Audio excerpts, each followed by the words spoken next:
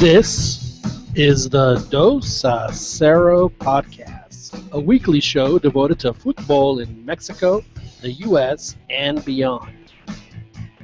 If you are a Pocho, Puma, Regio, Chiva, Cholo, Fresa, Tigre, Tapatío, Chilango, or even a Methodist, pull up a chair, crack open a cold one, and enjoy the next 90 minutes of heated football debate. Thus begins the Dos a Cero podcast.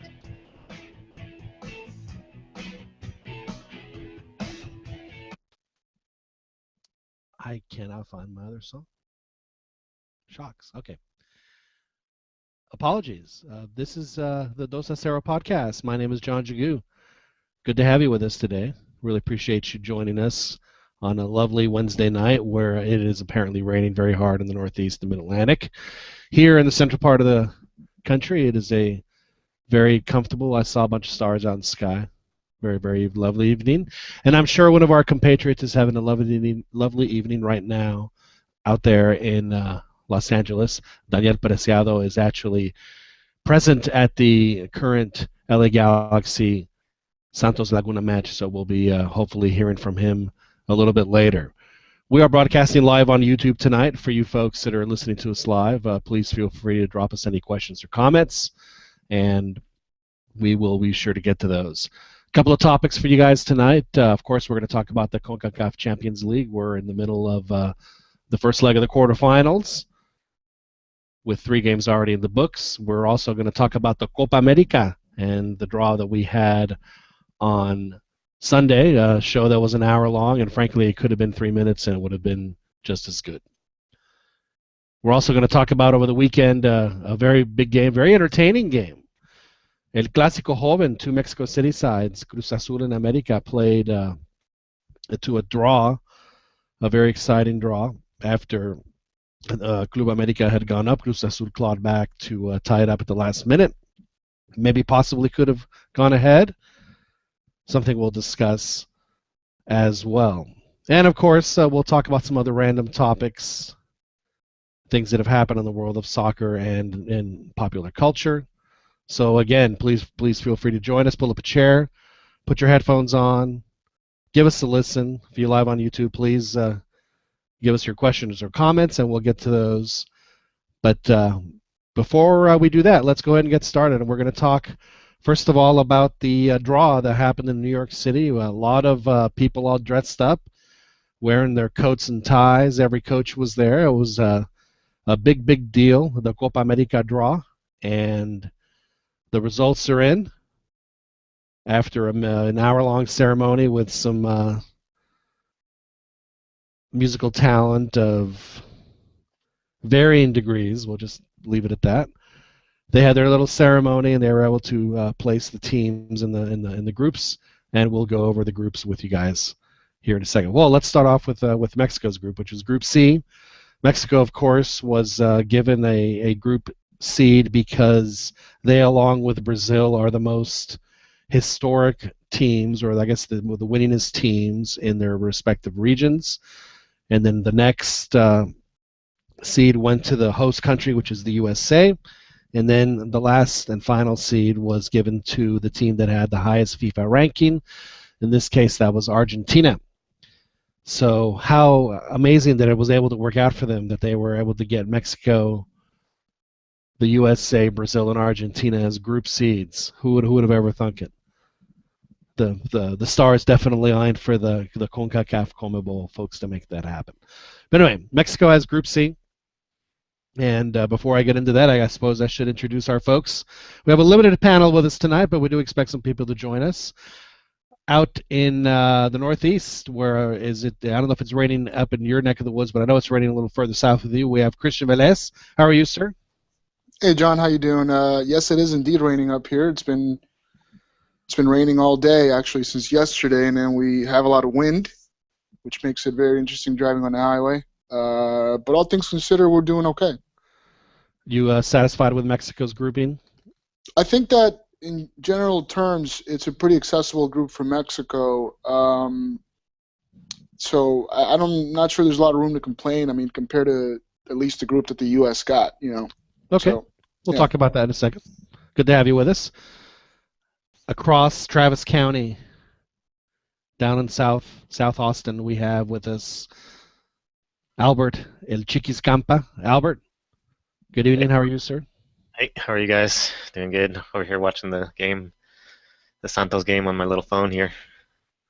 Yeah. Glad to be here. How little is your phone? Actually, it's pretty good. It's the Note 5. Does it fit comfortably in your wrist? Yeah, no iPhone here. Note 5, Samsung. Pretty Yeah. good. Are you anti-Apple? Uh, Not really, but I won't buy an Apple. I won't buy the Apple phones. I understand. Well, maybe a topic we'll have to discuss a little bit later. Over to Philadelphia. A man who lost his satellite transmission because of all the rain is now having to watch the LA Galaxy Santos game on his iPad. It shows the dedication that he has. We have with us a gentleman who is very upset that he's not able to watch the Santos LA Galaxy game on his brand new 75-inch 4K vivid color HD TV where he can watch the BBC in full 4000K. We have with us Ronnie De Luna. Ronnie, how are you, sir? Very good, very good. Well, aside from the weather, but just watching here on my iPad, watching the Galaxy in Santos. How's that 75-inch TV doing for you? Is that Not enough? enough. 75 enough for you? No, it needs bigger. All right. It needs bigger. Okay. So as we were saying, we were talking about Copa America. Christian let us know his initial thoughts about Group C, and then Mexico is of course the head. Their first game is going to be against Uruguay, and that's going to be in Phoenix. We will have on the ground reporting there with a gentleman who will be joining us later, Fernando Regino, who lives in the Phoenix area. And then Mexico plays Jamaica. Jamaica. They will be playing them in Pasadena, and then they'll be playing Venezuela in Houston, Texas, over at the NRG Stadium. And of course, this tournament starts in early June. Chiquis, when you watch the draw, were you expecting, like I was, Ecuador to go into Mexico's group the way that the groups were going? Not really. I mean, I wasn't expecting anything, and I didn't watch the draw live. I watched it the next day, so I just fast forwarded through all that music and garbage, and just watched the main thing, and that was pretty much it. But yeah, I think I'm pretty happy with that group. I'm actually glad Mexico gets to play Uruguay because I just don't like them. Especially, and I know Forlan, I guess, retired, but I'd love to just beat that dude, and they just seem so like pretentious and cocky, those guys. So I hope Mexico does well against them mostly. Uruguayos. Yeah, those dudes. That's they're Mexico, except for the World Cup, has actually played Uruguay very decently, particularly in Copa America, where I don't think they've lost to them in a couple of. Well, actually, they did in Argentina, but we won't talk about that team because that wasn't really Mexico. Ronnie, over to Philadelphia. You watched the draw. You watched the wonderful musical numbers. You were commenting. Oh God, that was horrible. Or fantastic. What are you talking about? That was horrible. Jesus. Well, I'm not even going to comment on that. I tweeted about that. Yeah, not good. Tavares, the Uruguayan coach, he wasn't in attendance. Was he sick? I don't know. I don't know the reason. I didn't really look into it. I just thought that was weird. Do you think he's like Keith Richards, where he has to have his? I mean, he looks like the kind of guy that might have to have his blood replaced every 6 months. Maybe it was that time. What do you think? Like Keith Richards? Maybe. I don't know. bet you they've partied together, Tavares and Keith Richards. I think they have. Anyway, well, let's discuss the other groups. Group A, as Christian had mentioned, a lot of people are calling the group of death. I don't necessarily think there's a group of death in this because I think the groups are all pretty evenly matched. But the USA has they have Paraguay, they have Costa Rica, and they have Colombia. Now that is a pretty strong group. Paraguay lately hasn't been as strong as they were certainly in 2010 when they made it. They were within a penalty kick of beating Spain, the eventual World Cup champions in the quarterfinal. When of course the best player on that field that night was was Dario Veron, the Puma defender who had to come in on to spell someone who had been suspended. And then they have Colombia, of course, and they have Costa Rica. So that's a very difficult group. And I don't have the other groups in front of me, but if I can remember what they were. No, I can't. Any of you guys have the other two groups in front of you? In Group B, there's Brazil, Ecuador, Haiti, and Peru. And then in Group D, there's Argentina, Chile, Panama, Bolivia. All right, so let's talk about Brazil's group. So they have ID. Now, ID, have you guys get to watch them in Copa America? I really was impressed by them. I mean, considering... You mean Jamaica, right? No, I'm talking about ID. IT didn't play the Copa America, right? I'm sorry, the Copa Oro. The Gold Cup. Yeah, they had a very good tournament. Haiti's a team that sort of combines the best of the region. You know, they have pretty good technical ability all over the field, and they have a pretty strong physical presence. But they do lack, they're a little tactically naive, and they tend to fade as the games were on. But I think that they had a pretty solid Gold Cup, some good performances, and I think they can do something. I think they can, they might turn some heads. They certainly have the ability, and the fact that no one is expected at all to possibly make it into the knockouts, because I think that the folks that they are playing outside of Brazil, I think, are teams that they can certainly match up against, and possibly give them a bit of a surprise. I think that they are definitely someone to keep an eye on. Of course, they could also completely fall apart and lose every game 8-0, which I don't think is going to happen, because I mean they did manage to qualify for this thing, and I think that they have a very realistic chance of definitely moving on. And then the other group, Group D with Argentina. Outside of Argentina, which of those countries do you guys expect to make it through? Do you think Panama has a chance there? Yeah, I think Panama. I think in the Gold Cup they had a pretty underwhelming group stage, but I think that's a team that could come in. They're a little more veteran now, but they could probably come in with a little bit of a chip on their shoulder based on what happened last summer, specifically against Mexico. I think they could probably come in and grind down some results, and I wouldn't be surprised if they get out of the group, to be honest. I think Ronnie, do you have any of those games in Philly? I'm sorry, I didn't mean to interrupt, Albert. Go ahead. Yeah. I have I think there's 2 or 3 group stage games here in Philly. USA's playing one. I think they're playing against Paraguay, I think, or who they're playing. I know that they're playing somebody. There's like 2 games here, or 3 games here in Philly in the group stages.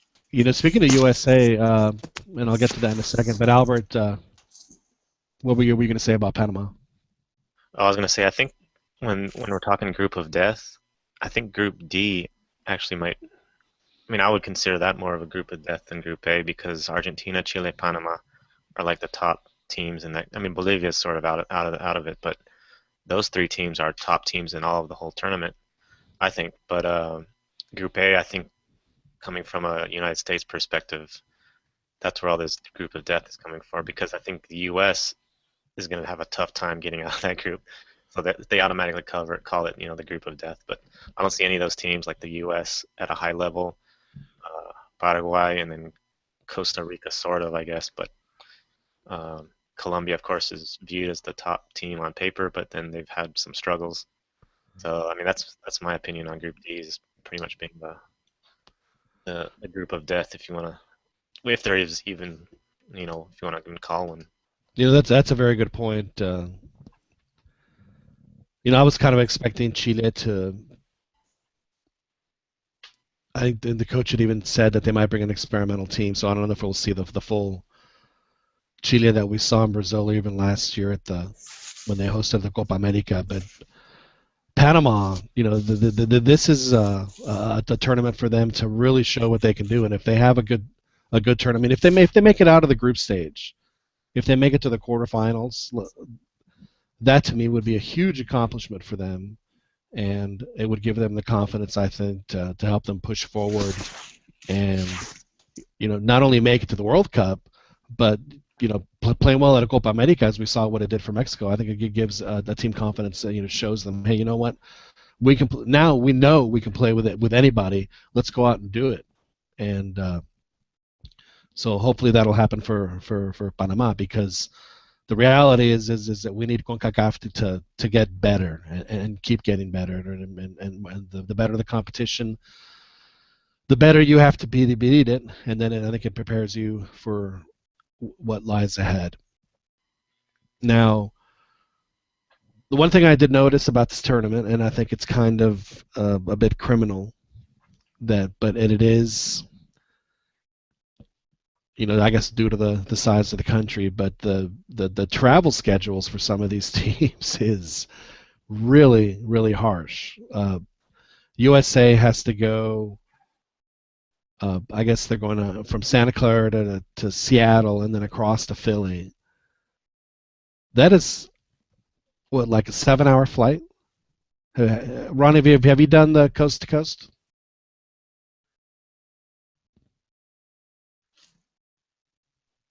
Ronnie? You on mute, bro? Yeah, yep. Sorry about that. No, have you ever done a coast to coast? I think it's what, 5-6 hours, if I'm not mistaken. Yeah. I mean, have you done 5.5 hours? Yeah. Yeah. Christian, have you done one? Have you done a coast to coast? Yeah, I've gone from New York to Long Beach, yeah, you're looking at probably at least 5 hours, give or take. So, I mean, the scheduling, yeah, it seems like they didn't. It doesn't seem like they put a lot of thought behind that, because some of the travel itineraries for some of the teams are pretty ridiculous. They put every thought behind it, but the problem is that the thought that they put behind it is not what's best for the players. Let's just leave it at that. Yeah, I'm sure they'll be sharing commercial flights. I think that's what happened during the Gold Cup last year. They some of the teams that are playing in the same venues would share the flights on the way to the venue, which is, I mean, I understand it, but it's the kind of money they were pulling in. You'd think they would have. I have a problem with that, and they should never have fly commercial for something like this. Yeah, right. Hold on, was it Gold Cup? I thought it was the Women's World Cup. I think that's where that made the headlines.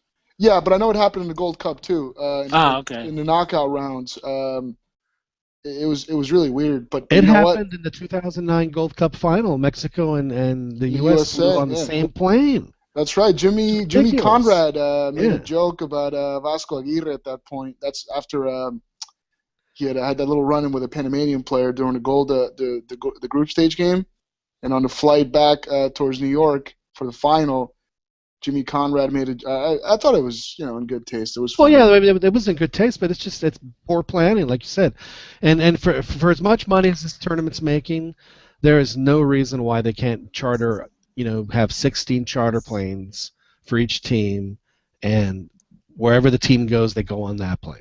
Yeah, I don't imagine it would be like an added expense when you think about it. I think it would even make financial sense to have charter planes that can move the teams to their destinations without really having them go travel through like regular like fans or just regular people. Do you think Miguel Herrera would be the coach right now if Mexico flew charter in the Gold Cup? Absolutely. Yeah, absolutely. exactly. Absolutely. There's no question about it. And so this Giovanni, so this tournament, Copa America, is they're going to make hundreds of millions of dollars. There's no reason why they can't spend a little of that, allocate a little of that, because if they're going to make these teams, and it's not just the USA, Brazil has a crazy travel schedule, Argentina has a crazy travel schedule, every country has a crazy travel schedule. Mexico's travel schedule is actually pretty decent, which is shocking. They go Phoenix, Los Angeles, and Houston, and that is very doable. I mean, their longest flight is LA to Houston, and that's 3 hours at the most. So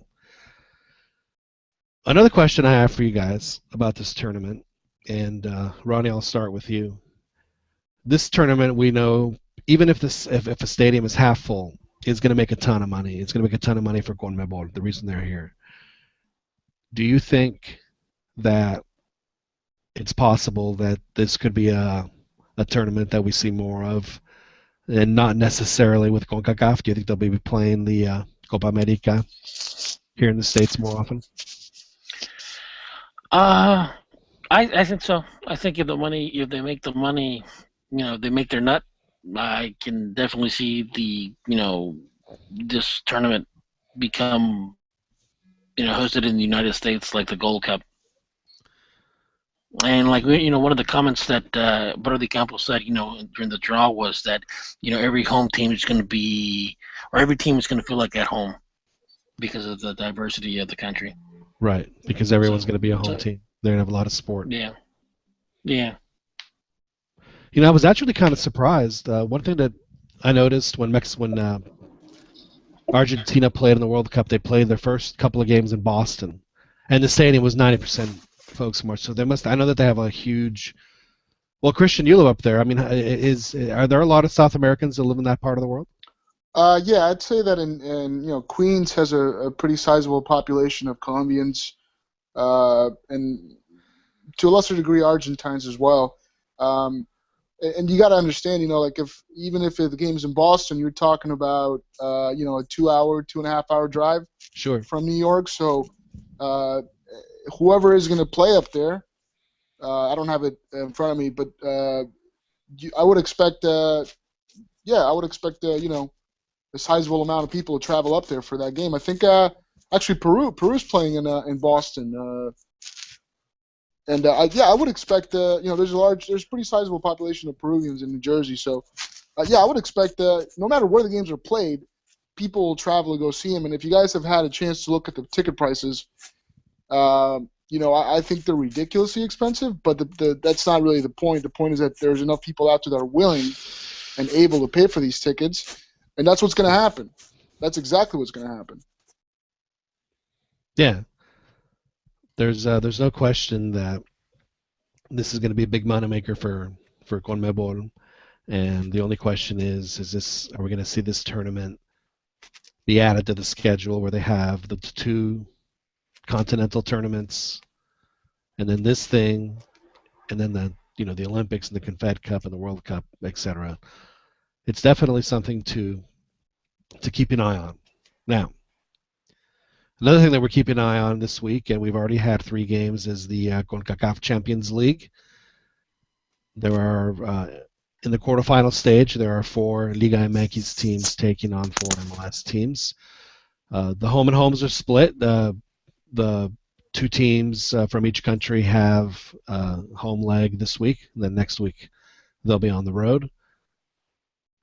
The results have been, I'm not going to say predictable, but they may follow a certain script that some people think is the gospel, at least for now, in the sense that the Mexican teams won at home and they acquitted themselves well on the road.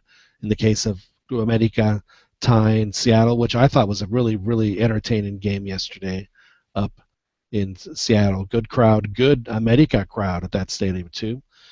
And then Querétaro beat DC United 2-0 with 2 late second half goals, something that we saw repeated tonight in Monterrey, where Tigres did the same to Real Salt Lake by scoring 2 late goals.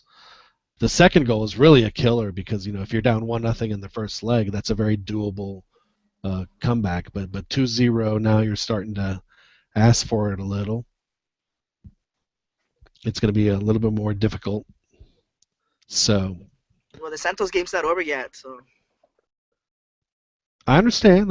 Fernando, our ace reporter in Arizona, is going to cover the Mexico-Uruguay game for us, which arrived today, freshly minted mic flags.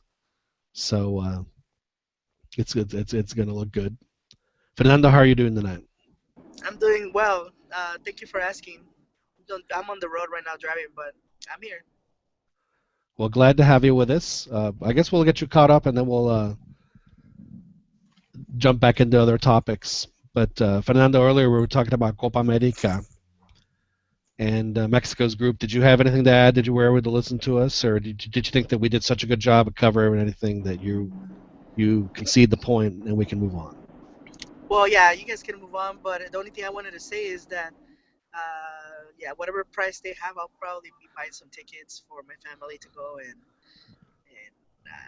yeah, I'm Well, definitely there's gonna. no question that game specifically is probably one of the more attractive games of the whole first round. Oh yeah, man, I can't wait for if Wemes is back. For him to troll, what's his name, Luis Suarez, and start biting again. Oh my God, I'm telling So you. you want to see blood? You want to see blood at the University of Phoenix Stadium? Nah, I just want to see Luis Suarez lose it because I know we got some players that can get into people's skin. All right. So that brings up a very interesting topic. Which Well, Mexican player would be the most probable of being bitten by Luis Suarez? Um, Moreno's a handsome guy. He'll probably want to take a piece. Also, you think that it has nothing to do with it, but I'm talking about which guy can really get under your skin? Who's a talker? well, if Omar Bravo plays, which I don't think he will, but if for some reason it happens, I hope he bites him in the neck. Ronnie, did you have any thoughts? No, well, I'm just saying that Fernando said that hopefully he'll buy the tickets. He's like, let's hope not. Let's hope that you're there, press. Except for In my the family. Oh, okay. Yeah. Well, You know that you can't cheer in the press box, right? You have to just. I know. I'm dead serious, dude. I know. It's hard. I mean, I, especially for a team that it's hard. you know those things that you used to hang your clothes in the clothesline, back in the day? Uh huh. I'm gonna take one of those The to little pinch ganchito. myself. Yeah, to Yeah. pinch myself, man. But yeah. Well, going back to the biting, I actually think that if Wemes is playing, he's gonna get bit. Really Yeah, interesting. that guy Well, is a troll, man. He's Does awesome. so he's the guy. He's Typical the guy Willa. that's gonna get under his nails. It just really drive him crazy. Yeah, but I don't know if he'll play though. He's still injured. Pretty horrible injury. Well, anyone that can frustrate him on the defensive side, like get under his skin. And Gomez is that type of guy. He'll hustle. He'll get in his face and Yeah, make. but he's not. Is he gonna be back in time? Is he? Yeah, so it's got to be someone. If it's not him, someone with those capabilities, and they make Gallito. stop him, frustrate him, and then he'll get mad. Güemes is a bulldog. There's no question.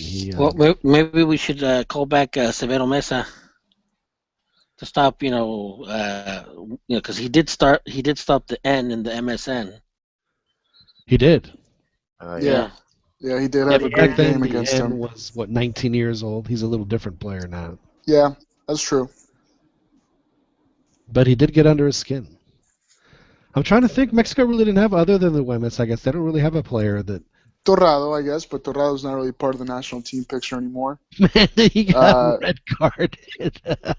He got Torrado red is, carded yeah. Saturday. That was hilarious. Yeah, that's right. That was very funny. Very funny. Okay. You So don't think, you don't no think one else. Go ahead, Ga- Fernando. I'm Please. sorry about that. You No, don't go think ahead. Gallito Vasquez will get into his skin?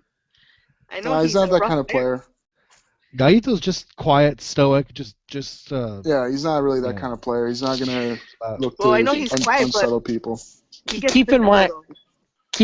and this is something that I've said in the past, is one of the things that you're starting to see with the players, the exodus of the players wanting to go to Europe, is that they've adopted the European.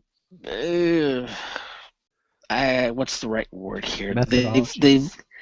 Well, I guess just even their conduct, and I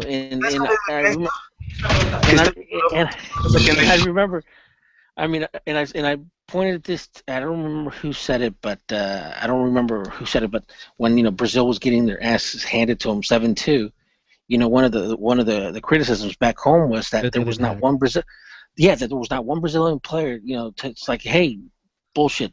Start hacking or start fouling. Show the people that that it hurts. That it hurts. Playing and getting their asses beat.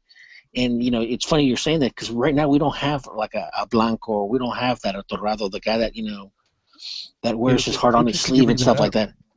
We have a comment from Sergio Cruz on our chat line there in the YouTube that says that Paul Aguilar is going to be the one who's going to get bitten by Suarez, and he is the kind of guy, especially if he does that dance.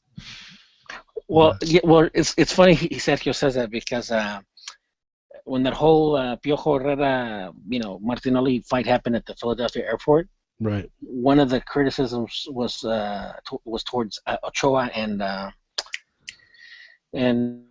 Paul Aguilar, because apparently when they were throwing fisticuffs, Aguilar was egging it on. It's like, hay tiros. He was just being Yeah, that's being right. funny, and Luis Garcia didn't think that was very funny.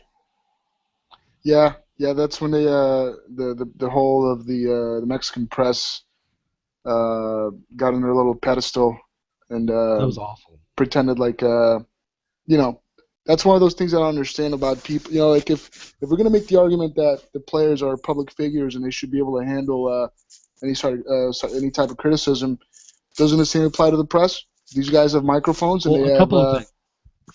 yeah. And those are very good points. First of all, you're absolutely right about the press and the fact that they have to act so sanctimoniously when stuff like this happens. I personally don't think it was a fireable offense. I think it's something that we probably should talk about because I don't think we ever have. And then secondly, for whatever reason, players, it's like the Madonna whore complex thing, and I think it goes across all sports in all countries. Is that you want your athlete, the player on the team that you follow to be just a complete heartless mofo, just a off, just this machine that shows no emotion and just gets it done on the field, and a saint off of it, and it's just totally unrealistic. It's unrealistic. It's unfair. I mean, why is it so terrible that these two guys laughed at something? I probably would have done the same thing. And for the fact for all of them to pretend like what Piojo had done was like the worst possible thing a coach could do, I thought, and Christian, you're right, was just absolutely just sanctimoniously fake. Yeah, do you remember there was an issue with Oribe Peralta and Record right before the start of the Gold Cup. They published a story that he came out and him and Layun, actually, there's a story about each one of those guys. They both came out and Oribe Peralta actually started the hashtag Miento como Record. Right. And then that's when the team decided to not address the press as a collective unit. And only when whenever they selected specific players for press conferences, other than that, they weren't speaking to anybody. So what happened with Record, they simply said, we're just going to focus on the tournament. We're not going to speak to anybody. Nobody. Univision, Medio Tiempo, Televisa, And the zonas mixtas, nobody. they would just walk right to the bus. Yeah, they would walk right through. And what ended up happening was the press collectively decided to simply turn the screws on these guys and make a campaign out of it. And that all kind of boiled over with the incident with Andres Guardado, where he was somehow supposed to miss a penalty despite the fact that it was a referee mistake. That was the argument, right? So, whatever you think of the penalty, at the end of the day, it wasn't like Guardado or any of the Mexican players went up and said, okay, I'm going to grab the ball, I'm just going to kick this in. It's a penalty. Player decides it's a penalty. No, the referee decided it was a penalty. And it was a penalty. I agree it was a penalty. I think that the only questionable one, really questionable one, was the one against Costa Rica. And I was at this stadium and I was at the game, and it all happened so quickly. And here's what I have to say about that, and I don't know if you guys will agree. In the Costa Rica one, if it's the last minute of the game and someone's coming up for there's a good cross, he's going to put his head on it.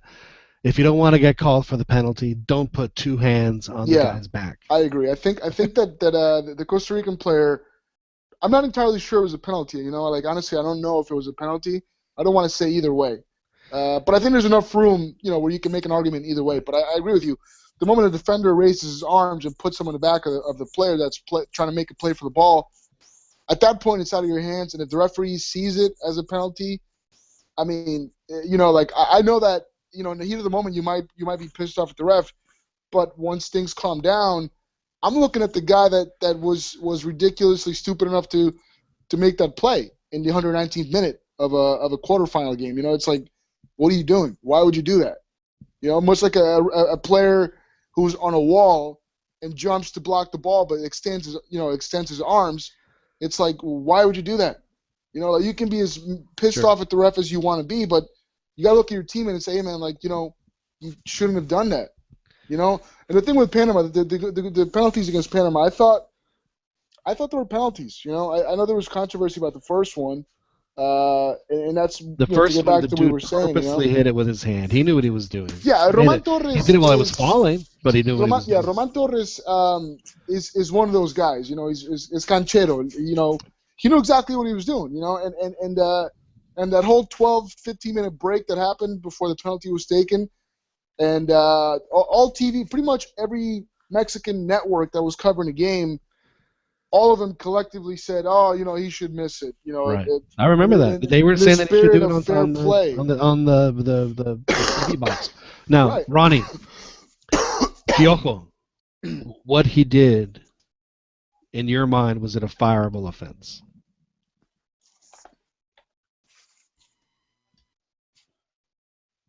No. It was not a fireable offense.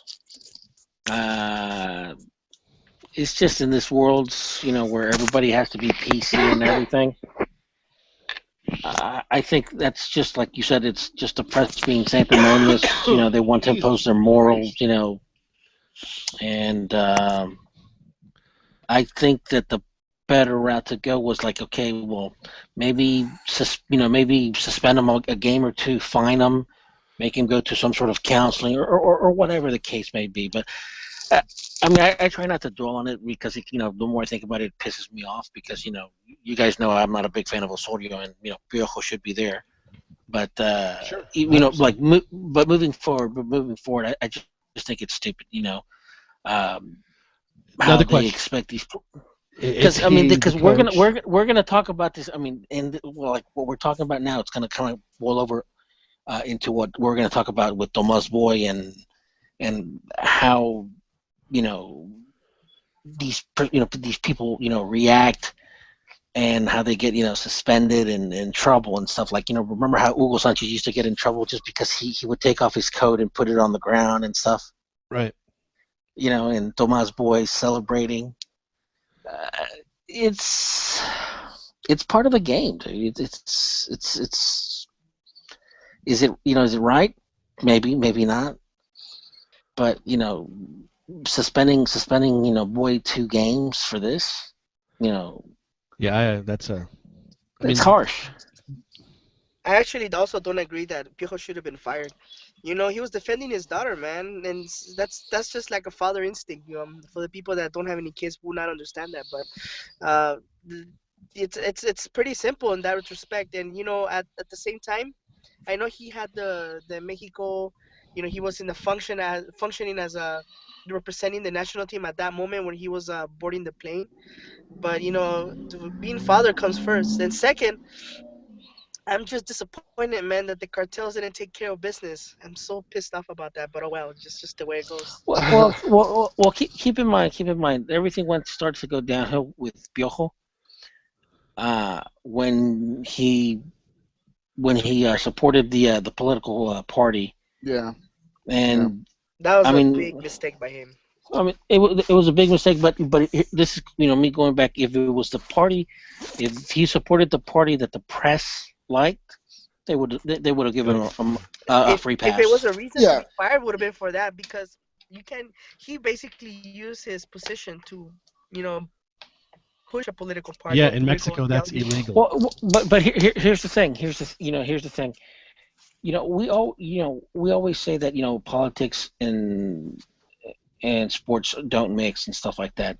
But it's kind of bullshit and it's hypocritical because all across the world, you use football for political purposes, for religious purposes, for socioeconomic purposes. So I just think it's either all or it's either all or nothing. You allow it or you don't allow it. And I honestly don't think that I understand that it's in the MFM, the Mexican Football Federation's bylaws. Okay, you're not supposed to use any religious, political, socioeconomic, I guess, banners or endorsements or of sorts, But what he did was illegal under Mexican law. Yeah, but I mean, seriously. Yeah, he had to pay a fine, didn't he? Yeah. yeah. He had to pay a pretty hefty fine. Aguirre back in the day did something that's illegal in the United States. He assaulted that one Panamanian dude on the sideline of the game, and he got to keep his job. Yeah. Yeah, I Yeah, mean, that's an excellent point, actually. I mean, but we know that the Mexican Federation, they reacted. It was a reaction. The media turned up the pressure. I think it was. He had bad results. Well, the other problem is that if he hits a dude from Ovaciones or from Medio Tiempo, Yeah, nobody would really it's be. no big deal. But he hit the dude from the #1 TV show in Mexico. One of the most popular The most narrators, popular. The and most it makes popular. sense. Yeah. And I think that kind of goes back to what I was saying before. What kind of responsibility are we willing to accept? For the players, what levels of responsibility are we willing to place on them? And then we're gonna pretend the media doesn't have some responsibility. That's why a lot of this stuff happens and it's shielded under the umbrella of albur, but if a player refuses to answer a question or the player walks right by the green zone, then it's a problem. All of a sudden they're divas and this and the other. It's like it's a weird double standard that happens. I think the Mexican press, we've had a lot of growth within Mexican soccer, but I think the press still needs to professionalize themselves a little bit more. But what's so funny? Go ahead, Ron. No, that's absolutely true. One of the books that I have actually talked about the press, because back we're talking back in the 60s, back in the 70s, and obviously before that. The press actually used to travel with the teams, used to eat with the teams. On training sessions, the press would actually sit, side by side, and they would actually, the coaches would talk to the press, and actually, in many senses, the coaches would would teach the press, what would the fundamentals of the game, what's going on, and stuff like that. When the money started to get bigger and the players and the coaches' salaries started to get bigger, that's when there was that disconnect and that breakup in the press in Mexico. And you saw it, you see this also in many countries where, before there was a good working relationship with the press, but then when the numbers started, the money got involved and the players started becoming, millionaires and, multimillionaires. That's when the press really started to turn on the players and obviously the owners. And I think, and this is my opinion, I think it's jealousy. I think the Mexican press, I think Absolutely. for these guys, to see a 16, 17, 18-year-old kid that perhaps is not from a great family or a great, wrong side of the tracks, for them to see them with money and live in a nice neighborhood, I think that kind of rubs these guys the wrong way. It's like one of those old money, new money type of things. And I think that sometimes that's the press can be just vindictive because of it. Oh yeah, you can definitely tell by the way that there's a pretty big there's a lot of cliches that get spouted by the press, to cover any given situation during a game, or if a player's underperforming. Usually, if the player is young and isn't performing, then it's because, like they say in Spanish, for the ones that are listening and are ready to kill us here for not enunciating correctly, pierden piso. That's usually the stock critic. It's almost like these guys go to like Costco and just buy the stock criticisms from the shelf. Okay, perdió piso. I'll take a couple of these. That's semi-Mexican approved. Yeah, and so it's like this weird thing happens, and so there's not a lot of analyzing going on, and the fans, they eat that stuff up, and that vindictiveness that Ronnie's talking about gets passed down from the press to the fans. And, that's why when Mexico during the Hex in 2013, 20 minutes into the game, if the team hasn't scored, the people are already booing and they're making this big scene. It's like that stuff doesn't come from the fans. The fans don't just decide to go and say, 20 minutes in, I'm just going to start throwing stuff and show my displeasure. That is filtered down through the press. You know what I mean? A couple of things about the press. One, the players are, if they get upset because a player walks by them in the mixed zone, a player is never going to say anything that's going to be of incredible import in the mixed zone. But they need the face of Chicharito or whomever to give you the cliche answers because they know that people want to hear from these guys. So, well, even then, John, recently there's been a bit of a backlash against Chicharito because when he was here in Florida with Leverkusen to do a training stint in a tournament they played in Florida, he refused to speak to ESPN in Spanish, and subsequently just pretty much declined any sort of interviews in Spanish, and that created a whole media storm about Chicharito and maybe he's not so humble, maybe ya perdió piso, and the thing is he doesn't have to speak, like, and the argument that they present is like, well, what if the fans want to hear what he's got to say? Now, any fan nowadays in this day and age, if you really want to hear what Chicharito has to say, you go follow him on Facebook, you follow him on Instagram, you follow him on Twitter,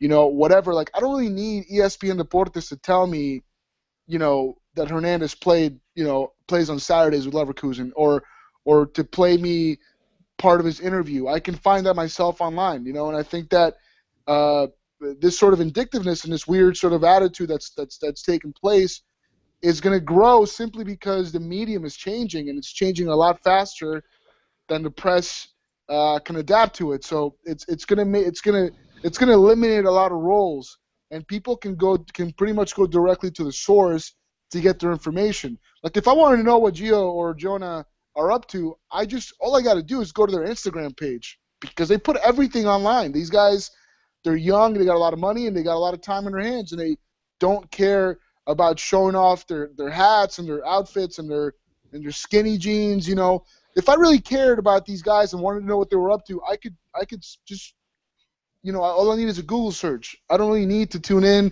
to Fútbol Picante and wait a half hour to hear them talk about these guys, And of course, whatever they say will be what you just said, que ya perdió piso, se le fue mucho la cabeza lo que está haciendo Chicharito, nomás está hablando en... Solo quiere hablar en inglés, en alemán, y no sé qué otras mamás. Miami. Well, there was that thing with Gio in 2010 where his dad got really upset about Jonathan getting cut from the team, being the last cut.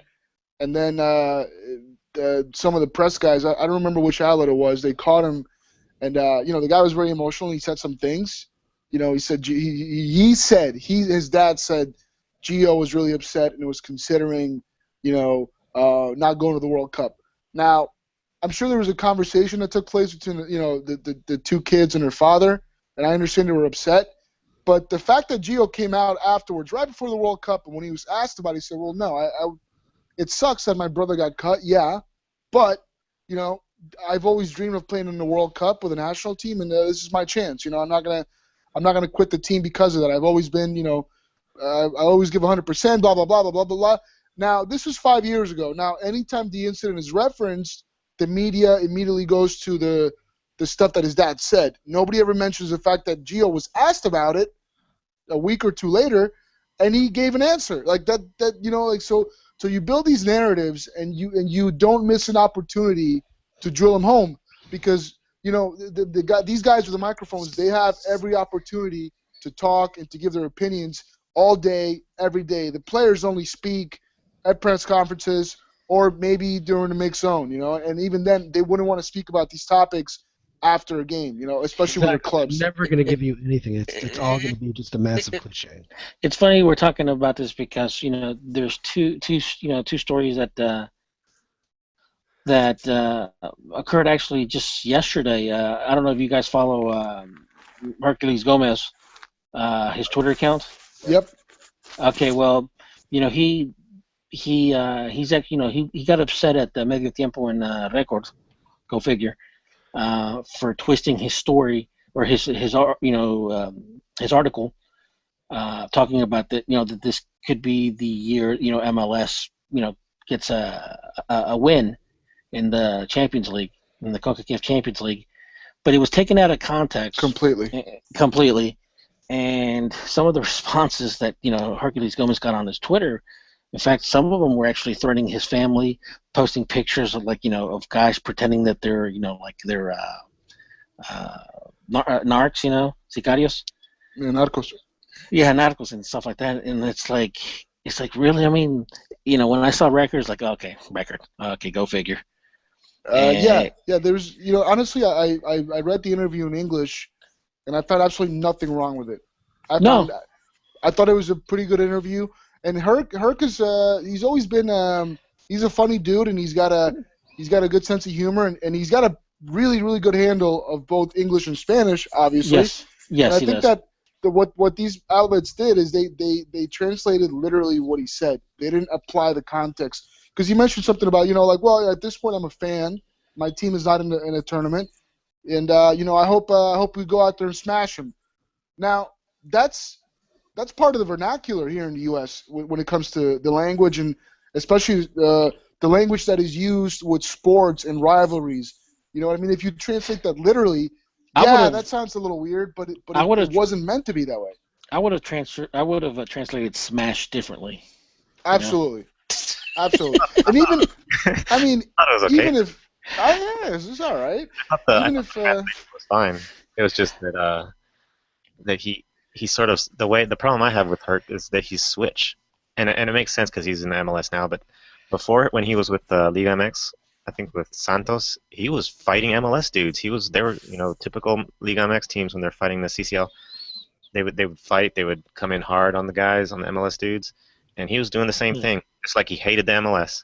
But now that I think he's been an absolute professional. I mean, in his whole time in Mexico, and obviously now that he's back in the U.S. Never understood about the U.S. is why didn't they play him as forward? He was such a tournament gamer, and they never used him in the tournament. It's like, you guys are idiots. He didn't fit into their scheme, and when he was part of the national team, he was behind Josie Altidore and Charlie Davies.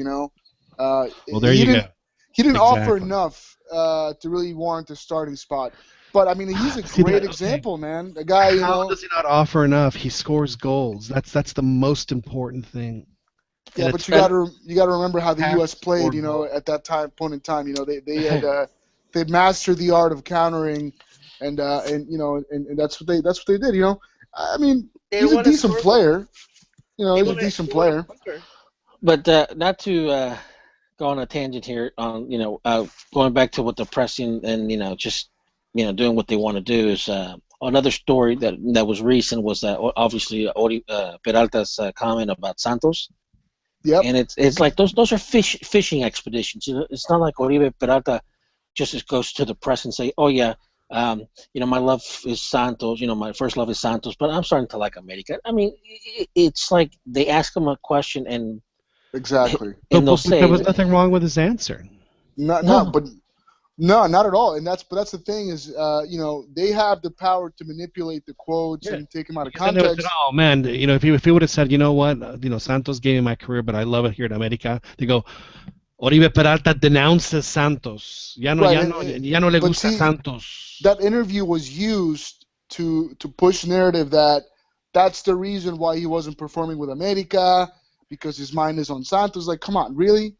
You think the guy, this guy, Oribe Peralta, the guy who struggled to really, to become a first division player, and not because of his skill or lack of skill, just simply because of the lack of opportunities, finally settles down at in his late 20s, and now he's one of the best strikers in Mexico, relatively speaking, whatever. The guy's getting paid a good amount of money by America to go out there and play, and that's what he's done. I don't think, that there's any real criticism there towards him, but you print what sells, and and there's enough people out there that don't really care about the context. They just want to have something to bitch about, and that's what happens. Hey, are you guys watching the game right now? Yeah. I am. Did you just see what Jesus Molina did? No, I missed that. What happened? Okay, so just Talking absolutely. about the Monterrey Pachuca? No, this is Santos, LA Galaxy. Santos. Galaxy. We're hoping to get reports from Dan. He's at the game. Hopefully he'll call at least from the parking lot after the game. But anyway, so they had a corner kick. LA was about to break. there was a foul. Giovanni puts the ball down immediately and is gonna, they got a counter going. Jesus Molina stands in front of him, won't let him do it. Giovanni starts bitching to the ref, and then he kicked the ball away to let his defenders get back into position. It was brilliant. And then, I must be behind you because I just saw the play right now unfolding. Molina's having a pretty good game, I'll say that, and I think that Osorio, I know he's talked about him, he's got his eyes on him, so it's a little more competition there for. I just saw the play right now, it was so I'm brilliant. behind you. That's it could have been a yellow, it wasn't. But that's what you need in these kinds of games. You got to be a little gamesmanship, A lot of that stuff. I know we were going to get into the CCL a little while ago, right before Fernando joined. And, there was a lot of complaints about America last night. They posted up something around 25 fouls, and I think Clint Dempsey drew, I think either 8 or 9 of those. Speaking of There was- fouls, He deserves them. There was a lot of complaints about that, did you but the thing guys is, see in the first game what Tigres did to, was it Martinez? from Real Salt Lake. Yeah, they metieron la pierna, so to speak. I mean, he Well, was that's what they got to fouled do. constantly. That's what they got to do. The thing with the Dempsey fouls I found was interesting is because Dempsey's a guy Oh, here we that. go. You guys are gonna love this. Uh-oh. Ooh. Well, I don't know how far ahead you are, John. I think I'm about 2 or 3 I'm minutes not gonna say behind. anything. I'm not gonna say anything.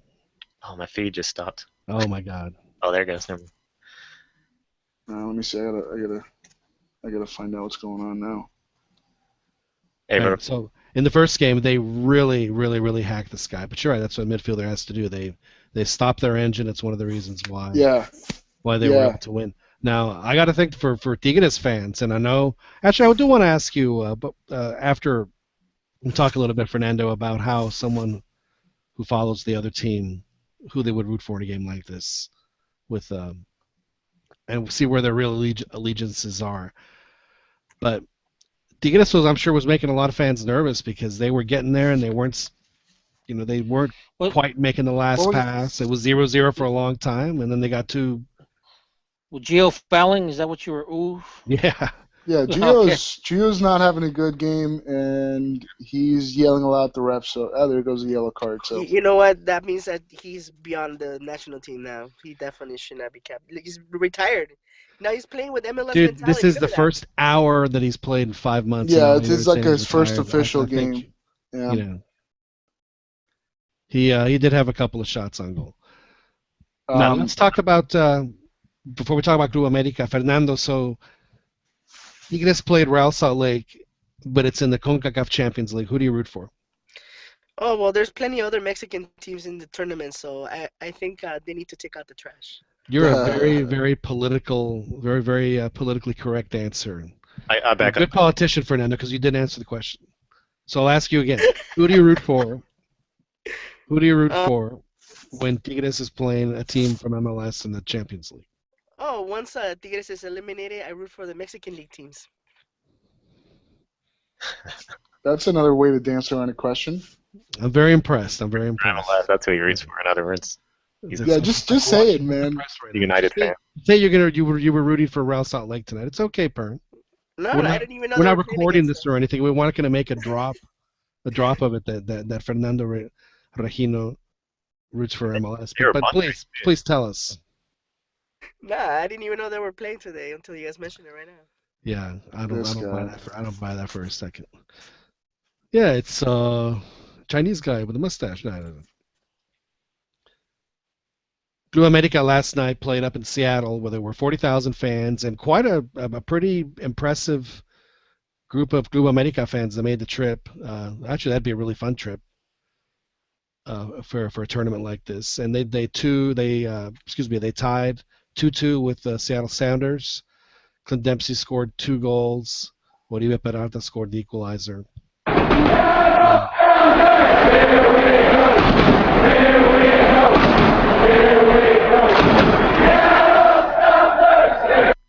Wow. The Seattle Sounders. Well done. Probably the best atmosphere in MLS, and certainly one of the most beautiful stadiums in the country. By far the best atmosphere in MLS. I don't think there's any question about that. But a really good game, a very very open game, very entertaining game. Ronnie, do you think 2-2 was enough for Better you, than or should America better than have won? Portland? I think so. At Because least they're yeah, Portland has that walk, don't they? They walk like yeah. That's a in, good point. I think the in-stadium atmosphere is really good in Seattle. I've never been, to be honest. So I don't want to speak out of context here. Maybe the overall game experience is better in Portland, but I think We that should do that this summer. We should all meet up there when they have their little Cascadia Cup and go to uh, both and see or which the one we like yeah, better. yeah, not a bad idea. I'd be willing to hop in a plane for that. yeah, actually, what was it? I think on Kick TV over there on online. Yeah, Jimmy They had a thing. Conrad's. Yeah. Yeah, they had that thing on the Cascadia Cup. They had a thing on a game in Portland and a game in over there in Seattle. But for some reason, to me, I mean, based on that video, like I said, I haven't been to those two stadiums yet, but based off that video, it seemed to me like Portland had the better atmosphere. It kind of, in a way, it kind of seemed like I don't want to say that the Portland Stadium looked like Nemesio Des, but it just like it seemed like it was more intimate. It is much is. more. It's a It's smaller. actually an It's actual baseball stadium, isn't it? yeah, it is. But I think that it only holds about 20-something thousand. And it's one of the oldest soccer stadiums in America, I think. If the U.S. were smart, they would convince them to put grass there so they could play World Cup qualifiers there, because I think they'd have a really good home field advantage, Portland. Yeah, Even with only 20,000. they tried that. A really nice stadium too is the Sporting Kansas City Stadium, which has become aside from Columbus, has become the place where the national team plays. They don't seem to draw a great amount of people to the national team games. I think the Olympic qualifiers were held there, part of them. I think the knockout rounds, and there was nobody there to watch the U.S. play, and I thought that was pretty sad. But anyway, you were talking about the Club America Seattle game. I was, but I wanted to hear, since Ronnie is our Huila. is our specialist. I thought we'd ask There him. we go. I thought it was a good game. In fact, America seemed very dangerous actually on the counters.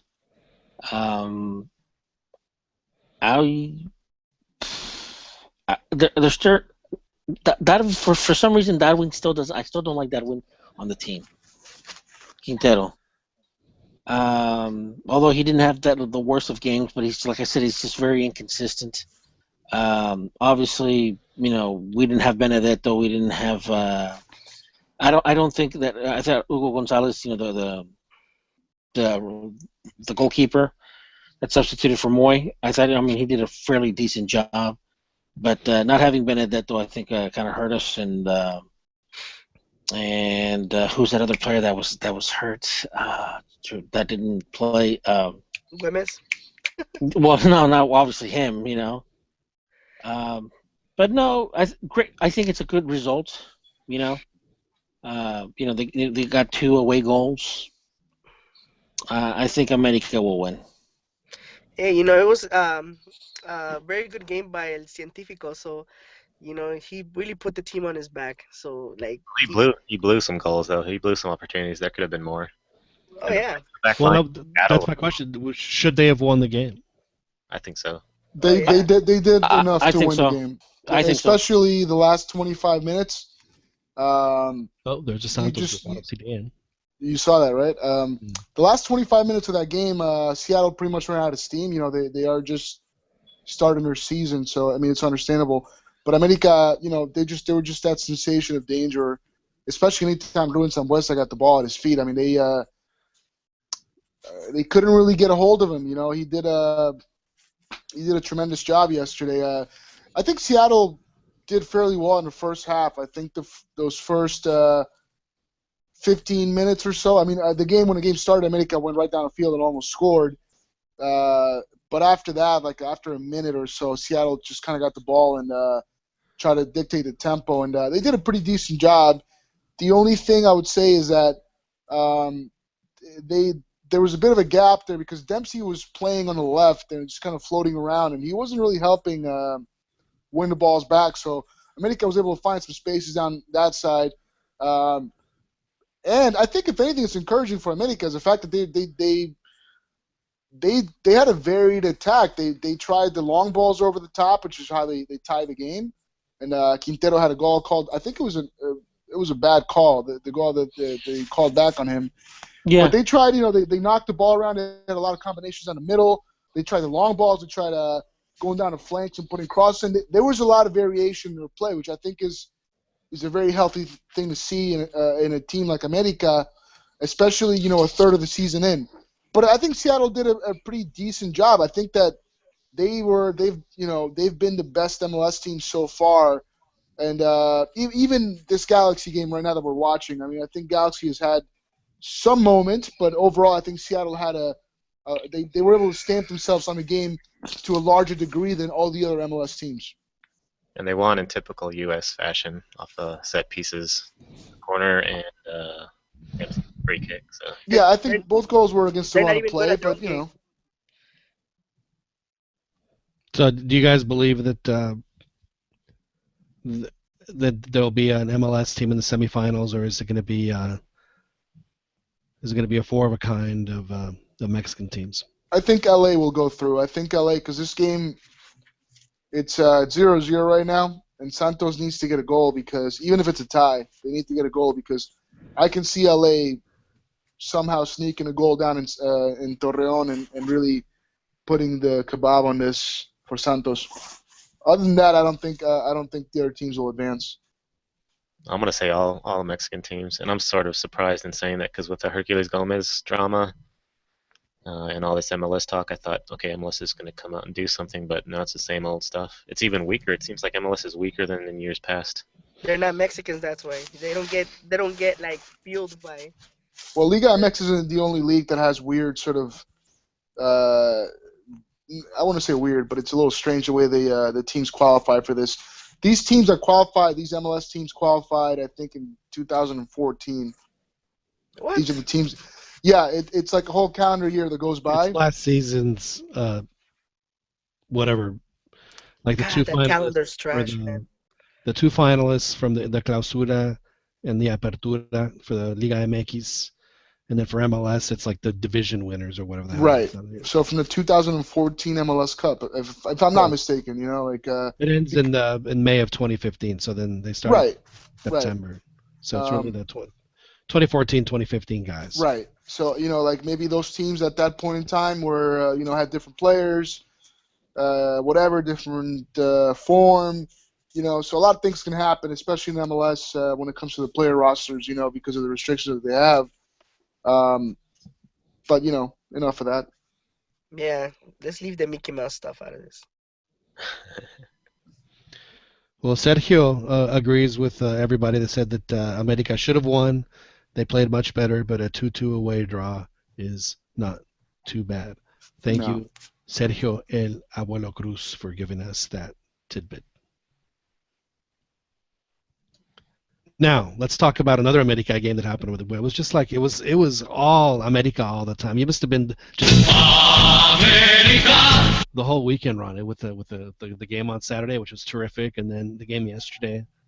Did you have a spring in your step? Were you like Gene Kelly in An American in Paris when he's walking down the street, just bouncing? Well, I was pissed off, that America didn't win the game against Cruz Azul.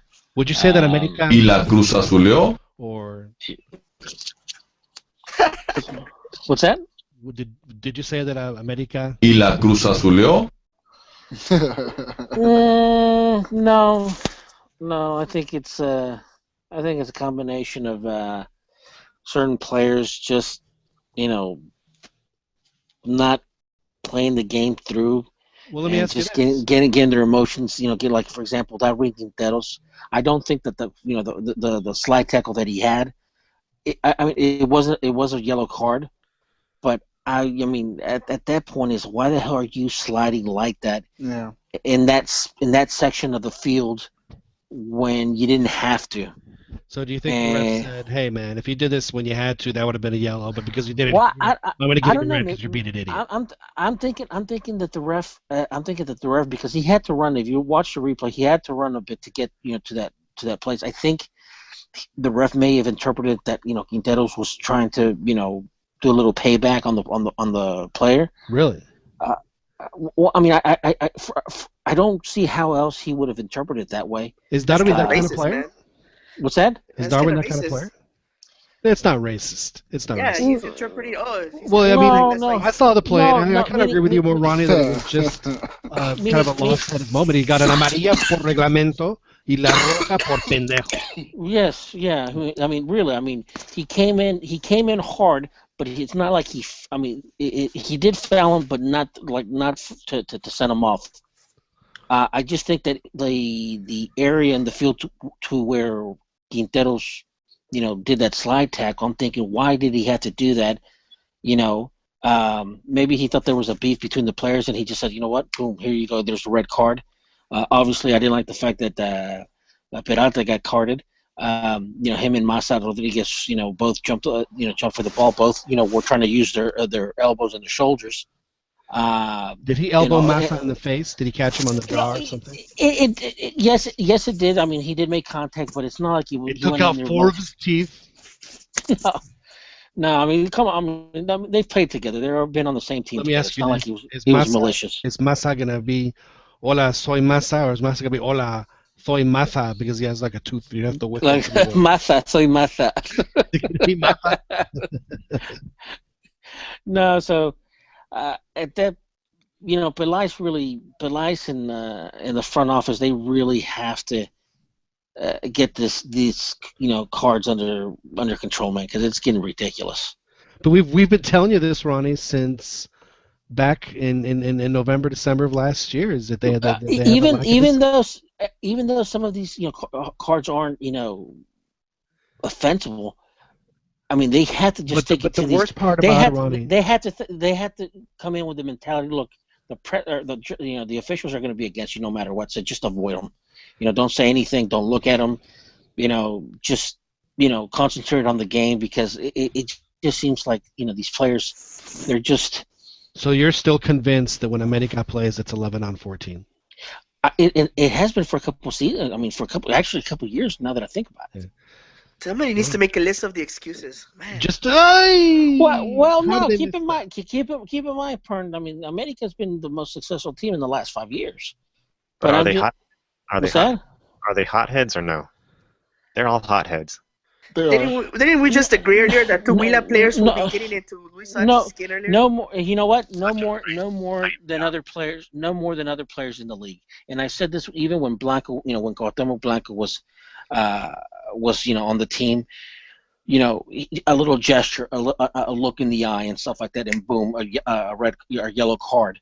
But a guy like Borghetti or a guy like Cardoso, Cardoso was one that was always bitching at the refs, and he would get away. I mean, he was like Karl Malone, dude. He could get away with murder. You want to know why?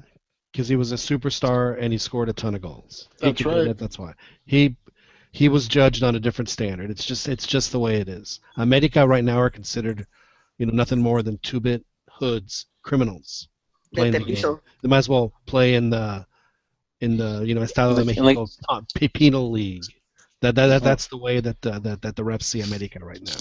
So the only way that America can get out of that is to play a clean game. I understand you have to foul, and I get that, and the refs are going to get that, but the stupid stuff is the stuff that gets them. Oribe, when he goes up, he can't send an elbow. Oh God, that was close. In the Massa's jaw, and snap his neck or, Butt at the post. bust his eardrum. I know. You saw that, Chiquis? Yeah. Molina just busted his head open on a post. That was awesome. Yeah, that was a good play.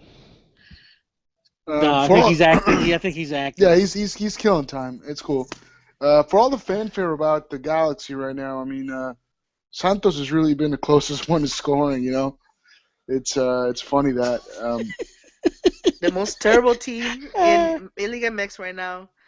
Santos playing like trash, and then I'm reading some of the comments right now from Galaxy fans, and Well, it really is funny how how we can all be watching the same game and have such different opinions on what's going on in the field. I'll say that. You see Marchesín? He called Giovanni borracho, I think, is what they're Oh saying. no, no way, really? They're reading his lips, and this one dude on Twitter says he calls him borracho.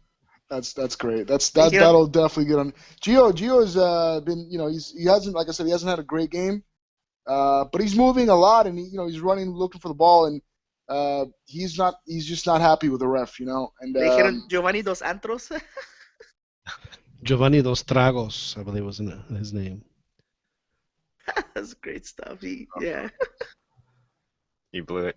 He had it. yes, he did. Now let me ask you this for you folks that listen. Do you think that the 3-3 draw that Cruz Azul and Club America had was said more about Cruz Azul or more about Club America? America, America, like, they by failed. far. Yeah. Seriously, you think that I this is agree. more about Club America? You think it says anything about the garra el corazón cementero? Well, Cruz Azul there's definitely something different about them right now this season under Tomás Boy. There's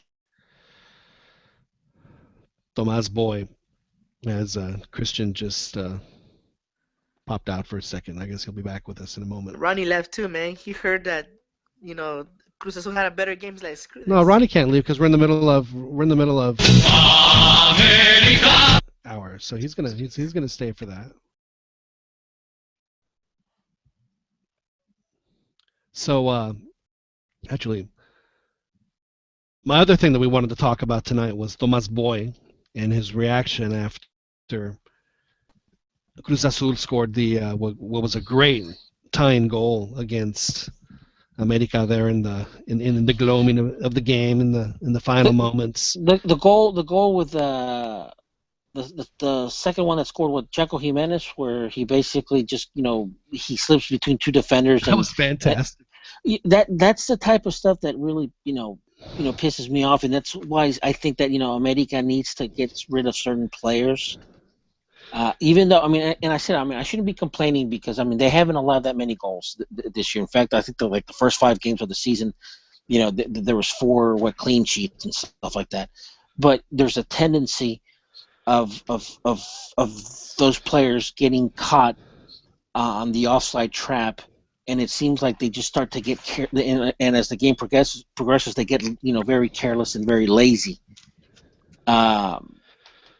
There's just certain players I don't like. I don't think. Hold on. Who's that on the player that got hurt? No, I'm just watching the game right now. Galaxy Santos. You don't like Quintero. We already know that. No. Well, Quinteros is not a defender. We're talking about Golds and Samudio and stuff like that. So let's talk about celebration now. Tomás Boy starts, and I think he did this once before against. Actually, I think it was against Cruz Azul. I think he was kind of maybe paying that moment back. When he was with Morelia, he celebrated like that against Cruz Azul in the Liguilla when they played Pumas in the final in 2011. And I can't remember if he was suspended for that. So he does this crazy celebration, shaking his fist at the America bench or whatever it is.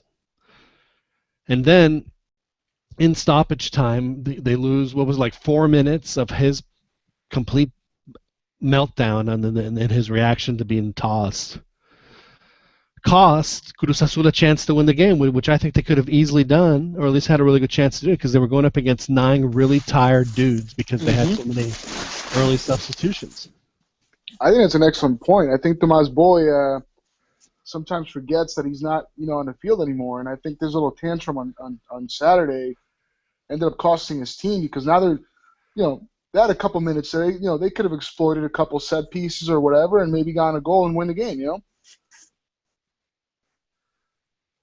You're right, because keep in mind that the stoppage time, the ref actually should have put a little bit more time because of all the time that was wasted. And well, like I think John what said, the ref was saying is that this is your time that you're wasting, not mine. Exactly, and I think that's where you're right about Tomás Boy really kind of screwing his team over like that. It was very unfortunate for him, the way that he was wandering around like that. I thought he was, these are one of the reasons why people don't consider Tomás Boy, an elite coach, a coach that could possibly coach the national team is because of the way that he acts. And that's look. You can celebrate a big goal like that. I get that, but don't be a jerk about it. I mean, and then that's what he did. He caused a big flare up. The ref is gonna sanction him for it. In this case, a red card, and then he cost his team a chance to tie the game. No, you're right. It's not the celebration. I mean, because you guys can recall the famous celebration with Piojo, when he won his first league championship with America. Right. Right. The way he was celebrating the penalties, but he was celebrating in his little space, and it's not like he was directing the celebrations towards the Cruz Azul coach who at the time was Memo. Memo Vasquez. Right. So it's not so much the celebration. I just think it's he was trying to provoke the opposition, and the America's players. Who was it?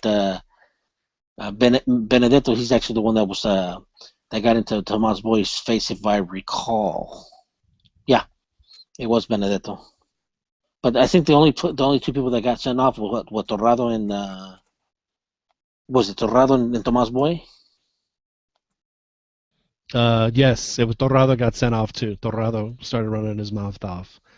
It was pretty funny. But that's the thing, though. I mean, what he did, quite honestly, is the equivalent of, it's the equivalent of him walking up to their bench, dropping his pants, and taking a leak in front of them. After that. I mean, that is how they perceived that's how they perceived what he was doing. So of course they were going to react like that. It's just very, it was very silly of him. And the funny part is that all it did was add to the entertaining part of the game. And obviously it would have been nice to see Cruz Azul, maybe get a chance, or even America for that matter, to get a chance to win it, because it was easily the best game that we've had in Liga MX in quite a while. It was a great game, and I hope that we get to see more of those as the season goes on. And one of the reasons why all of us here at the 2-0 podcast agree that the Liga MX is not only the best league in the Americas, but the best league in the world. Hey, I just saw the video of the yellow card for Giovanni Dos Santos. I wonder what MLS fans will call that, since Giovanni is Mexican, and how he went up to that Santos player and fouled him. Will they call that grit or dirty foul? I didn't see anything particularly. Personally, didn't see anything wrong. I mean, it was just. I didn't think it was a yellow. Hey, update though. Chivas just got scored on by Dorados. Wow. Wow. That's why Juan and Joel are in there. That's why they're not. They're there. Yeah. Cave. Yeah, I saw that message from Juan. Oh, well, I'm gonna miss the podcast. I got things to do. Yeah. That's a shame. What's funny because it says, guys, I didn't watch the game, but he did a minute-by-minute report of everything that happened. So did you really not watch the game, Juan? We do miss them though, because we normally we speak you got that too. You got that too about Joel. Yeah, exactly. Yeah. I didn't watch the game, man. Yeah. But we do miss him because we give him our 20 minutes of razzing. It's always fun. Always fun to razz Chivas fans. Fun to razz America fans as well. It's especially when they have big losses to their crosstown rivals. I miss his gossip. I miss his gossip. That's right. We haven't got any of our updates. Joel, if you're listening, you need to join the call because we need to hear your weekly farandula that you normally give us. Find out. He's like our Maury Povich Joel. He's just gonna blame Almeida. He's gonna blame Higuera. Who's the daddy? Well, Joel has a huge point about the GM. I mean, if the GM is making all these moves and it's not working out, and does this guy even have any experience running a team? He got experience winning the Copa MX, so he's doing good so far. Aside from that prestigious tournament, does he have any experience in anything else? What's convenient that you put away silverware just to make a point. Dude, I mean, I respect the fact that they won a tournament. I mean, I think they kind of overreacted a little with their little parade. But I guess when you hadn't won anything in 10 years, I'd have a parade too. But right now the tournament just hasn't earned the prestige that you right now seem to think it commands, and it just hasn't gotten there yet. I think it will get there. I think that there's a lot of major tweaking that they could do to it to make it a much more enjoyable and more entertaining tournament. But as it stands right now, the Copa MX is just Keep him. its purpose is to give players minutes, and I get that. Well, keep in mind that two of the big four have won the cup, Chivas and Cruz Azul, and they celebrated that tournament like Yeah, it it was was like the the World Cup. war had ended. Yes, so eventually it will get there, but one of the reasons why it hasn't is because obviously those two teams, Cruz Azul and Chivas, winning it and them celebrating it like like it was like the World Cup. You get the press and you get the fans. It's like, well, hold on, you're celebrating it because you haven't won the league in God knows how long. And I think that's where a lot of the people have the problem with it. But honestly, I don't care if they won the league. It's a cup. It's different. Right, exactly. I mean, it's They just need to tweak it a little, and I think I understand that their fans have suffered, and winning a little tournament like that is vamos al Zócalo, it's or vamos al Ángel moment, and it's simply just not big enough to command that kind of reaction from its fans yet. So it may get there someday. So, gentlemen, we got the end of this Santos Galaxy match. What happens in the second leg? Does Santos pull through, or does everyone agree with Chiquis in the sense that Galaxy is going to get the win down in Torreon? No, that was me that made that Oh, was it prediction. you, Christian? Yeah, but How you know dare what? I completely forgot that Santos has Giannini and excuse me, Renteria. They're out for this game, so I think that they've held on pretty well and they've sort of wrestled control of the game. I'm not sure they'll score, but if they go back to Torreon and they can bring at least one of those guys back, they have a pretty good chance of nicking this one. But I wouldn't count the Galaxy out. I think they have enough in them. They could grab a goal or two. Well, remember that if the Galaxy score a goal, that forces Santos to score two. Score two, which is why I was saying that they should score one goal tonight because going back to Torreon, I'm not entirely sure. It's a little. I think the other three games, the other three series are more a little more settled in that sense. But I think this one it's still up for grabs. I think Galaxy could potentially take it. I personally, I think it would be great to watch a Galaxy America final. I think that would be very entertaining. I agree. Because it'd be the greatest thing that ever happens to the CONCACAF Champions League. That's for sure. Ay, Santos. John. Oof. That's a lot of terrible oofs. that I'm like a minute and a half ahead of you guys. I know. That's a lot of oofs. They've had like a couple plays this game where they've been goal, Santos! Oh my God! Are you serious? I'm kidding. Wow. You're a dick, dude. Yeah, that's a dick move, man. That's a I'm impressed. dick move. Good for your parent. That's me so butthurt. I don't even care about Santos. I don't even root for them. Dan would be upset though. Oh, we'll probably hopefully before we go off the air, Dan will give us his report from what happened there in Carson, which apparently they had a shot of the guys in the fans. I saw some cholos and I was like, hey man, that couldn't be Dan, would it? That's funny. Dan doesn't have that cholo. Just messing around. I don't think he looks like a cholo. Yeah, but you've never seen Dan. All you see is from the neck up. We know as far That's as true. we know, He could be covered in tattoos for all we exactly. know. He could be tatted out down to his toes. It was a guy That's without true. a shirt on. It was a guy without a shirt on, with all tattooed up. Oh man. He was the guy in the movie Domino that Keanu had to give the lap dance to. Yeah, it's a good one. It's Jason Markowitz is on the chat there. Eh? oh, Tomas Boy is the worst, just the worst is what Jason says. Well, he did kind of hop in that Univision bandwagon over the summer, talking about Andres Guardado and how he had no character as a person You know what or a was so player. shame about that is that his game analysis was fantastic. Absolutely. I learned so much Absolutely. listening to him during the game. Like he was talking about, I think they had a 5-man line, and he said the best way to beat this is for your outside guys to run across the field in a diagonal because they won't know who to cover. And Right. sure enough, they do it a few times and they almost score. And he's like, that's what they should do the whole game. They do it twice.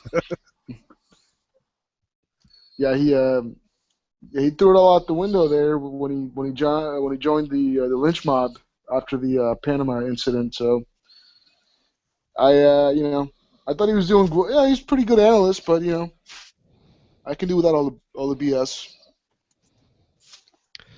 There's no question. Well, I don't know if Dan is going to join us before we end the show here tonight, but hopefully he will. But as it stands, it looks like it's pretty clear that the Liga MX teams have the advantage going to the second leg. The two teams that have to travel, Real Salt Lake and DC United, have to overcome 2-goal deficits in order to win and hope that the Mexican side, in this case, Querétaro and Tigres don't score, because if they do that, then they're going to have to score quite a few more goals. Absolutely. And then America has 2-2 advantage going to the Azteca. Unfortunately, it's a 7 o'clock game for Club America, which means that people are going to be just getting off work, because people in Mexico work longer. They don't get off at 5 like they do in the States. That's an 8 o'clock game, right? It's a 7 o'clock Eastern, game local. Eastern time? Well, no, it's 8 o'clock. Mexico. Yeah. Right. So it's Mexico City. That's a 5 o'clock kickoff on the West Coast. Yeah, those games. That particular game should be at 9 in Mexico time, because that way the crowd would have a much better. There'd be a much better turnout for that game, because I think that game deserves that. And then, of course, Santos will be home to LA Galaxy, who just drew 0-0. And again, if LA Galaxy gets a goal in that game, it's going to mean Santos is going to have to score 2 goals. Well, gentlemen, I think that about wraps it up tonight here on our little podcast. This is the Dos a Cero podcast. Ronnie, one last word. This is probably the most mellow podcast that we've had since we started. I think you're right. I think it's because we didn't have Joel's influence to. Well, not that, and just watching the game, Yeah, it was an empty experiment. We weren't. We weren't. Well, maybe you guys were, but I was trying to keep it together somewhat. Here in beautiful Austin, Texas. Christian, your final thought. It's been a pleasure, and I think anybody who's listening to us should know that Saturday. What I'll do on Friday is I'm going to get really drunk, so I have an excuse to stay home on Saturday, because there's a really good slate of games for Liga MX on Saturday. It's 3 games in the afternoon, just probably the best matchups we're going to have in quite a while. So everybody should stay home and watch these games, is what I'm going to say. Okay. To our viewers, I apologize that we didn't have any wee jokes today. But that's not true, though, because when I introduced you, we did have one. There was a BBC joke. Right was. at the top of the show. No, that's right. I got it out of the way. Early. That's good. I got it out of the way early. We didn't have any passive aggressiveness. Well, we have there's that. Plenty of that. Yeah, we have that every week. That's just part of our shtick. Ronnie, Albert, excuse me. Any final thoughts for us tonight? No, just saying what's up to everybody on the chat. Thank you for listening. And some final words here. Okay. Been fun. Well, we appreciate that. Fernando, thank you for joining us. I know it was a little difficult for you tonight. Appreciate it. All right, no problem, man. I think this weekend Monterrey is gonna continue their super liderato and beating Cruz Azul, and basically just dominating Liga MX, and and that's what I'm looking forward to this weekend. I feel bad for you, Pern, that Monterrey is having this great season, and they're so far off our radars that we never talk about it. It's okay, I know. Usually those sleepers are the ones that get the worm. I don't think I said that right. All right, well, I'm going to ask you one more time, Fernando, before we go off. Now, when you watch Tigres play against an MLS team in the CONCACAF Champions League. Who do you root for?